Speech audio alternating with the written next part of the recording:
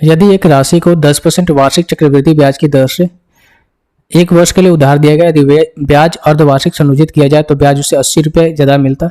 तो धनराशि ज्ञात करना था, रुपए में बताना है, शायद अप्रोक्स वैल्यू आपसे पूछी गई है। तो इसको आसानी से आप ऐसे भी कर सकते हो, देखो सक्सेसिव से भी कर सकते हो, ऐसा कोई बड़ी चीज़ नहीं है। सक्सेसिव से भी कर सकते हो और जो नॉर्मल तरीका है उससे भी कर सकते हो। देखो हमें बात की जा रही है कि 10% वार्षिक दर से 1 वर्ष के लिए दिया गया है, ठीक है। अगर 1 वर्ष के लिए दिया गया तो रेट आपका कितना लगेगा, 10% ही लगेगा, ठीक है।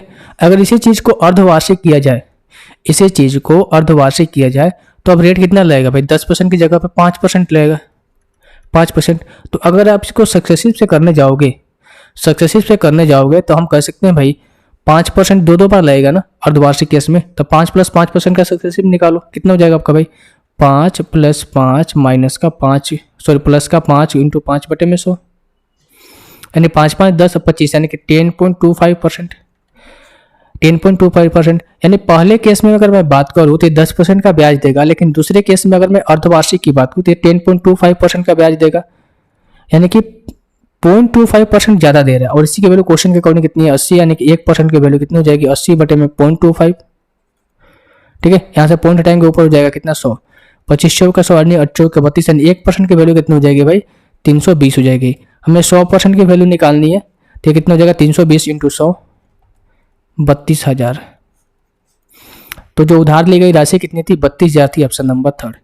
आप चाहो तो 100 मान के भी बना सकते हो, ठीक है, 100 मान के भी बना सकते हो।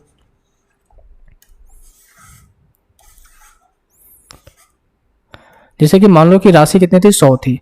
अगर 100 पे मैं बात करूँ पहले साल के लिए CI और SI बराबर होता है, तो 100 पे 10% अगर मैं ब्याज दूंगा तो पहले साल 10 रुपये का ब्याज मिलेगा, ठीक है।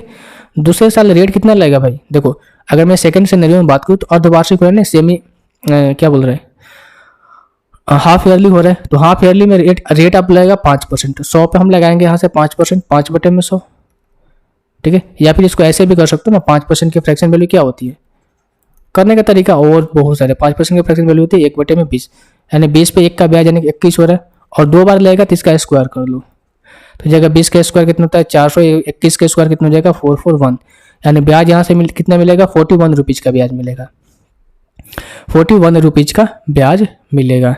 कितने का मिलेगा भाई, 41 रुपीज़ का मिलेगा, ओके।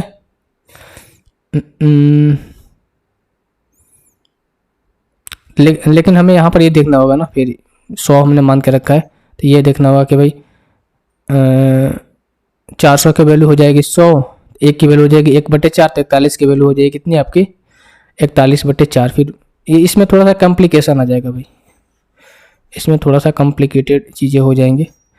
जब 100 माने तो इसको ऐसे कर लो, पहले साल ब्याज तो 10 मिला, 5% आप रेट लेगा तो 100 का 5% यहाँ से निकालो, कितना हो जाएगा आपका 5 रुपये ब्याज मिलेगा। अब इसमें 5 को ऐड कर दो, यानी कि 105 × 5/100, 5 × 25 2 5, यानी कि 5.25, एंड जब अब दोनों ब्याज को मैं ऐड करूंगा तो कितना हो जाएगा 10.25। पहले वाला केस में ब्याज कितना मिला था 10 रुपये, यानी कि कितना ज़्यादा मिला है 0.25 की वैल्यू कितनी है 80 है, 1 की वैल्यू कितनी हो जाएगी 320, 100 की वैल्यू कितनी हो जाएगी 32,000।